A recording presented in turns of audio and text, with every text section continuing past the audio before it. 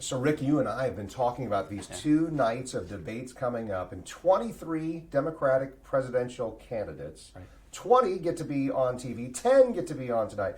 Obviously, there's a lot of people trying to grab the spotlight when it comes to this debate. No question, Kent. There's a technical term for this. It's called a big deal. This is a big deal. It's high stakes.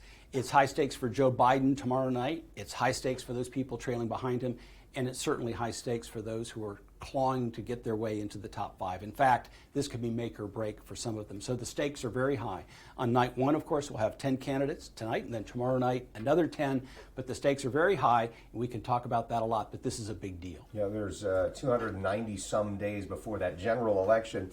When we first heard about the dates that the Democrats were going to hold two nights of debates in June of 2019 for the 2020 election, it sounded like it was early. Typically, these campaigns don't really get started until closer to like Labor Day, right? No, very much so. You may remember that 4 years ago, the Republicans had their first debate. It appeared to be in August. This, of course, is coming in June. They are starting a little bit earlier, but I think that primary schedule has moved up some.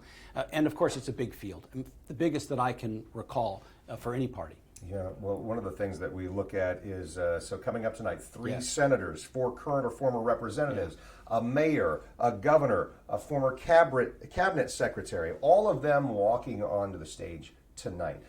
But really, when we look at the list of who's on and who's not, how many of those people really have the name recognition that it's going to take to become a party's nominee? Well, let me break that down into two pieces. First, based on the first thing you just said, going through the senators and the people that are on the stage, it's a talented group.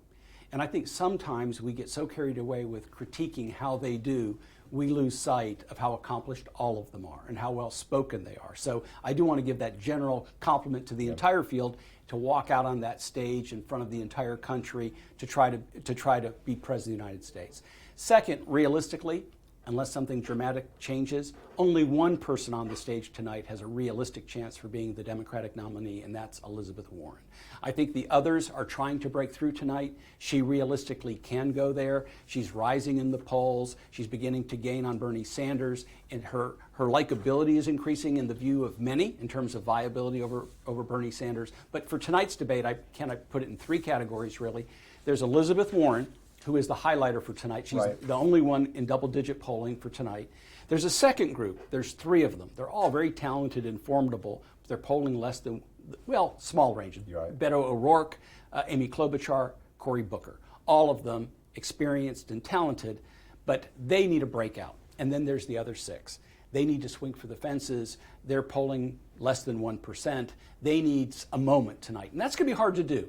The time is short. The question may not be the question you want. Is it forced? So it's very challenging for them. But tonight, sort of look at it in those 3 buckets. Elizabeth Warren with a great opportunity. We can talk about that. Those 3 in the middle, and then those other 6. Well, you said those other 6 have to swing for the fences. They do. So what does a swing for the fence look like in this kind of a debate? Is it saying something outlandish? Is it going on the offensive and attacking other Democrats? What does that mean, to swing for the fences?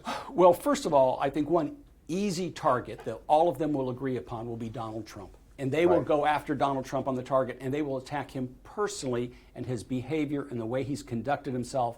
And there'll be a contest to see who's the most eloquent in doing that. Second target will be Donald Trump as it relates to his policies. And they're going to contrast their policies with his. They'll talk about health care and pre-existing conditions. They'll talk about separating children at the border. They'll talk about brinksmanship in foreign policy. They'll frame it in a bunch of different ways. But then, Kent, they'll get to the difficult part you just mentioned. What about going after Joe Biden, and what about going after the others on the stage? It's very difficult with a number of people on the stage to accomplish that successfully.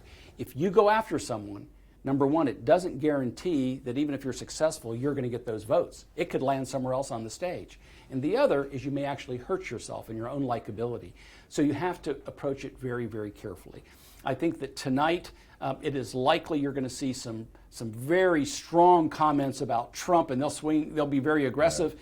However, there'll be more veiled comments as it relates to Joe Biden, very more veiled comments as to the rest of the field, and they're likely to contrast themselves somewhat on the policy issues. Yep. Whether it's health care, you'll see John Delaney with universal care in particular versus Medicare for all. Climate change, you'll see Governor Inslee trying to get an identity when it comes to climate change. You may see Castro trying to have identity when it comes to immigration. Each of them fighting for that spot, that moment, that soundbite that captures the national attention. Well, you mentioned Elizabeth Warren a couple of different times.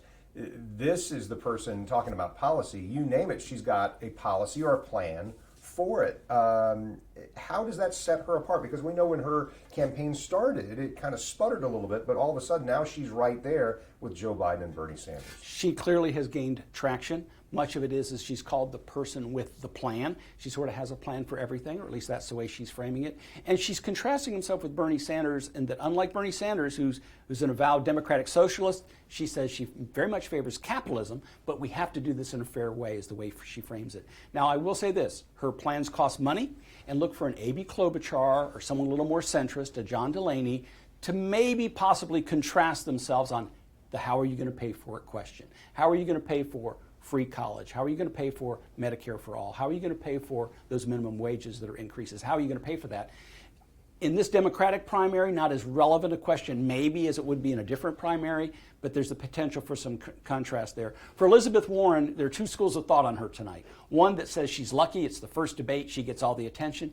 The other is she doesn't get to be side by side with Joe Biden tomorrow night when the big players are on stage tomorrow night.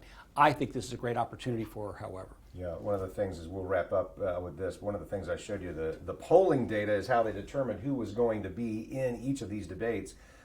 We see some big numbers for Joe Biden, but a whole lot of 0 point whatever percentage on these polls for a lot of the candidates, right? 13 of the candidates are under 1%. There's no doubt about it that they've got to have a moment. And that may make tonight interesting and tomorrow night interesting, because you can't really predict what they're going to say, because there's no downside. And when you're polling that low, what you can do is you can take some risks. You could be a little bit more provocative. You could try for that soundbite. You could go after somebody in a way that somebody else might not. So look for those candidates. For tomorrow night, for example, look at Senator Gillibrand, or tonight look for Mayor de Blasio, or look for one of those candidates to maybe say something provocative or try to get the debate really going. But for the other candidates, for tomorrow night, we'll talk about for Joe Biden tomorrow, but for those other candidates, particularly for Elizabeth Warren, I think tonight she needs to be in command, presidential, and likable. I don't think she has to go out of her way to contrast herself with Biden by name, but I think she will contrast himself by policy. We're about big ideas and he's about moderation, is I think the way she'll frame it. I think it'll be interesting. I think it'll be informative. We will see 10 very talented people with some different styles on the debate stage tonight. So we often characterize these campaigns as almost like boxing matches. So this is round one. It is. Tonight. Tomorrow is round two. So we will be back tomorrow with a preview of what to expect then and get some more Rick Mullaney's insights.